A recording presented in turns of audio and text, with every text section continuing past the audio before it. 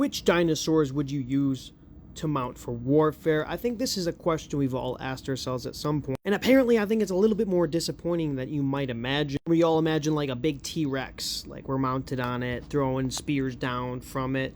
Like, truthfully, bro, that's just not realistic. I wouldn't imagine any large theropod would be mountable, especially considering that they're just way too big and not social enough. However, I do think like a Utahraptor would be as big as you could get with a social creature that you could possibly raise from a young age. And we don't even know if they were social in the way that we think, but that are also large enough. I mean, how we can ride ostriches, they're just not realistic. So I think it's plenty large enough to do. And I think in this case, it wouldn't be like a mounted archer. I think we would work in cohesion with the raptor.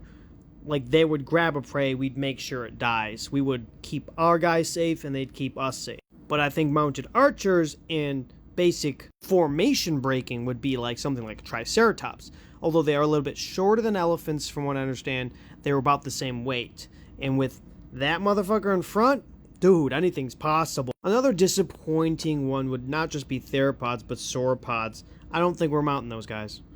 They're way too big to give a fuck about us raising them and, oh, we're gonna climb on top. No.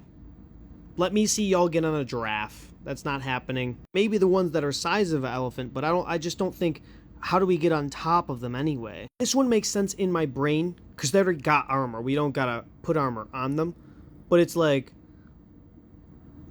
how do we get on them? If there's a way to just kind of also use them as shock troops and just put them in the middle of the battlefield, yeah, that would make sense. I know it's boring, but I think the Utahraptor and the Triceratops are the most realistic in this sense. I'm not going to say I'm copying this dude because I've seen this video, but I've thought these things, you know, before the beginning of time. But I would check out this guy's video, no affiliation. What animal would you guys love to mount and take to war?